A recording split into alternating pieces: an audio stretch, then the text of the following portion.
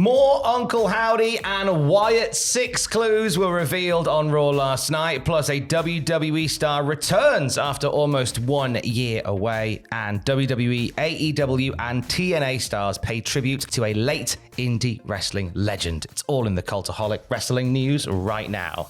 Down the rabbit hole we go once more, Ross Tweddle, as we once again find ourselves scanning QR codes during a night of the wrestling. Yes, a code last night took you to a website in which it asked a series of yes or no questions, such as, can you ever be truly free? Did you find your way back? Do you want to be better? And is love unconditional? Obviously, different combos of different answers and whatnot will take you to several different results, won't they, Tom? Yeah, now one of them leads you to a jump scare. Careful, mind that if you're playing in the dark. Oh, it didn't work. And also, what you're... There's also a piece of paper on one with the Pluto symbol, which has the symbol scribbled all over it. And on the side of the page, there's a set of numbers, which turn out to be coordinates that take you to Glassboro, New Jersey, or specifically... Rowan University. Eric University? Yes, where they have studies in big spiders, presumably. Potentially Rowan Atkinson University. We're now doing the debut of Mr. Bean. Then we've got... Imagine all this is just for... Oh, hello. Bean, we're taking over. Several... Right, there's strange sounds now, right? Spectrograms, apparently, this is the next bit. When put through the analyzer, you get to the word hello, Bray Wyatt's Firefly logo, and as you can see back there, it's very most definitely that shot of Uncle Howdy with the light sort of going back and forth on top of it. A truly terrifying image of Uncle Howdy that appears on there. We get another word puzzle as well. What this is, the Guardian. When solved, it reads, a puppet is free as long as it loves its strings. Yes. So it's about the idea of, you know, if you know your limitations and know what your parameters are, you can still be free. Yeah, then on a piece of paper covered in scribbles, the words WhatsApp 522 are written at the top, indicating when Uncle Howdy will appear next. There was also something on SmackDown next week that had the date of King and Queen of the Ring in it, so he could appear there, but also he could appear on the 22nd, which I think is 2 days before. It's a Wednesday. It's a Wednesday. Yeah, it's tomorrow. Do they Twitch on the Wednesdays? It's the fact that it says WhatsApp. Yeah. Like, no, I've looked, and unless I've missed something, I don't think there's like an official WWE WhatsApp group. There's several wrestling-themed WhatsApp groups that I'm frankly terrified to join, but I haven't seen an official WWE one yet. I want to find something so I get a little pop-up from Uncle Howdy. Maybe they're going to launch something, because I follow a football journalist who has like a WhatsApp thing you can join where he just puts like his news articles and whatnot, so you get them just without having to look for them. So maybe they're going to launch something like that. Oh, maybe. Well, whatever it's going to be, keep eyes on all social platforms on the 22nd, i.e. tomorrow, and then all eyes on King and Queen of the Ring, presumably. Another little clue popped up via the WWE shop. Yeah, there's 2 new T-shirts on there. Owen, the T-shirts, please. Oh, they look lovely. They're bloody references to something, aren't they, Tom? They're references to something that's going on right now. They are, and the fact that you've got the Raven on there and the phrase "I set them free," which is the recent catchphrase using the QR codes. I think if they're putting merch out now, they're surely at a point where they're ready to reveal to the world what's been going on. Yeah, I'm going to say it's this week, and I'm also going to pitch that it happens this week on the Pitches video for WWE and Queen of the Ring, King and Queen of the Ring, I Can't Talk, which is going live later today on this very YouTube channel. And remember, it's not what you think's going to happen. It's what we want to happen. Life's a pitch and then you die. That's on the channel later today and on the podcast feed as well. We saw a return last night on Raw. Last night as well. It was done fantastically well. So Shayna Baszler and Zoe Stark are having a conversation in the corridor, and then Shayna sort of goes, "Ha ha! You there, sir!" And Sonya Deville, after a year and a bit away through injury and other sort of things going on in her life, she comes back and she wants a conversation with Shayna and Zoe, which sort of hinted at maybe those three getting together in some kind of badass, kick-ass ladies stable. Well, Sonya said, let's have a conversation. And Shayna was like, and Zoe were like, nah, bye. So it's just left us stood there going, good afternoon. We don't know what they want, and we never found out what she wanted to talk about. Yeah. It could be urgent. Yeah. She could be parked on double yellers. Left the oven on. We could have left the oven on. Locked the keys in the... I don't know, Tom. Could have Anything locked the keys in the oven. Yeah. That was left on. Double yellers. She could have locked Mr. Bean in a house. Who knows? That could have been It's time to play the game. And that's the bottom line.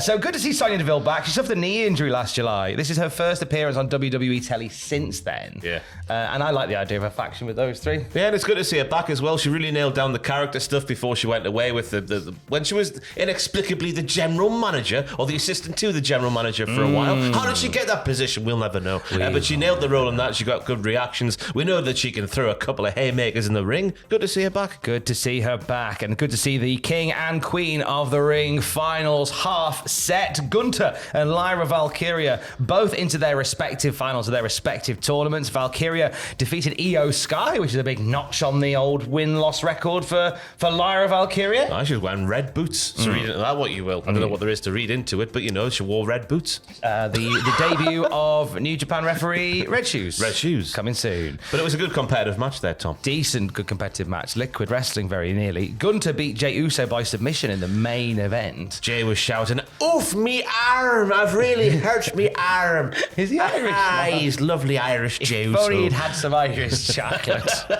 But either arm plays a part in the finish. The referee, there's like a referee down sort of distracted spot. Gunther then sort of turns the tide and then locks on a big arm thingy to get the win and go to the finals. It's good to see they're taking it seriously, Tom, and not doing the bloodline stuff in the way of the crown. Oh, surely not. Anyway, Tama Tonga and Randy Orton in the other semi-final for the King of the Ring on Friday, as well as Bianca Belair or Nia Jax heading to Saudi Arabia to face Lyra Valkyria. How do you reckon that shapes up and shakes down? I think we're going to get Orton versus Gunther at I think PLE, which is going to be a lovely 23 minutes of Gunther spaffing all over Orton, Orton selling, shoot RKO, and then Orton does the one thing he's never done in all of his career. That's what my prediction is. Oh, he bakes a small cake and presents it to the woman in the front row. Or he's he never done that before. Wins the King of the Ring there, Tom. Ah! As for the ladies, I don't know. I think Gunther chokes out Orton. It would be very emphatic, wouldn't it? Yeah, I think that's where we go.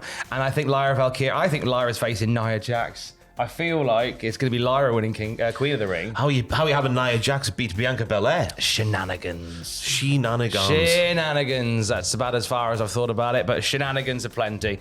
But I think I think Lyra overcoming Nia Jax is a great obstacle for her to win the Queen of the Ring. I think Bianca Belair and Jade Cargill can make. I don't want them to get involved. Actually, I want Lyra to beat Nia clean.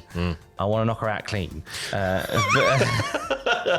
Bianca Belair and Jade Cargill go on and do other things as well. So King and Queen of the Ring getting shaped up for Saturday, as well as 9 pitches. We have predictions and, of course, live reactions with Adam and Andrew on Saturday. youtube.com/cultaholic/live. And I am doing what happened at this week. All the best to you. Thanks, mate. I'm ready for it. I've got my writing hand ready.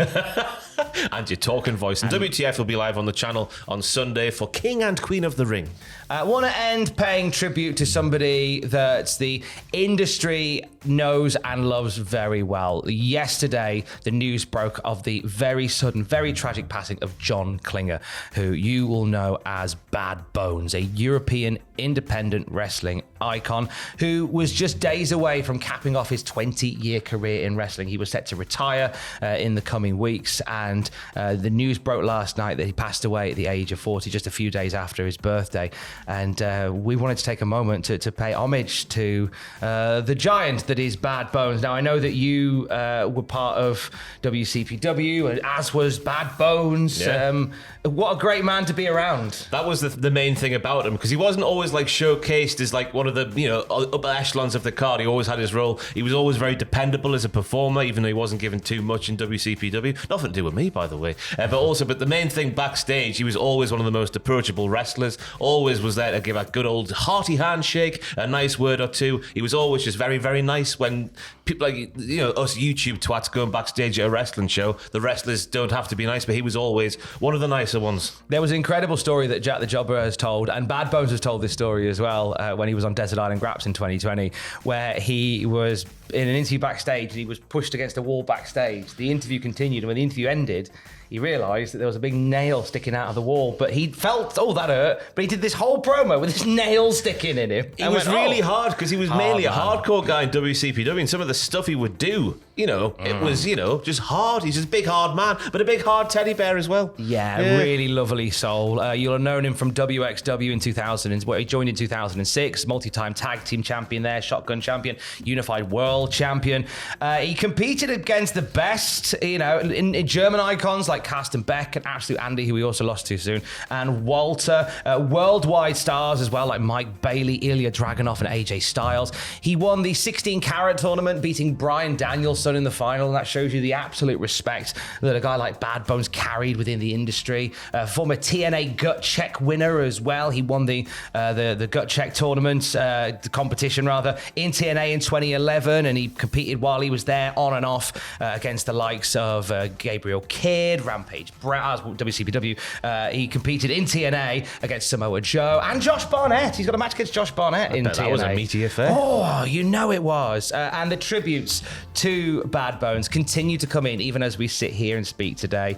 But SmackDown General Manager Nick Aldis had some lovely things to say, didn't he? Yeah, he said, so many times I arrived tired and weary in a foreign land, and Bad Bones was a friendly face that I was relieved to see. Whatever weird, wacky adventure awaits, we're here together. Corey Graves as well, describing John Klinger as a gem of a human. That's the main thing about the guy, I think. Just a fantastic guy. WCPW favourite Prince Amin paid tribute, saying, this man was an absolute gentleman. We battled a few times and he would always ask me for advice afterwards. I'd tell him to shut up and critique me instead. AEW's Kip Sabian shared a story that demonstrates the measure of what sort of a guy Bad Bones was.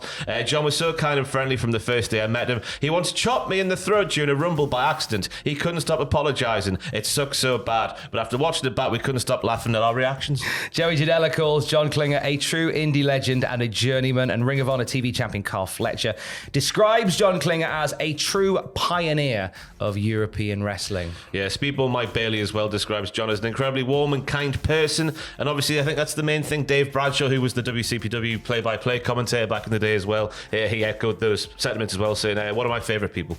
We here at Cultaholic extend our condolences and say Dankeschön to the incredible John Klinger, who left us way too soon. The late, great Bad Bones being honoured today. Take time to find a banger match between Bad Bones, Ilya Dragunov, and then known as Walter from Dub X Dub. There's loads of other ones out there. And we send our love to the friends and family of the late, great Bad Bones. Stay safe. Love you. Bye.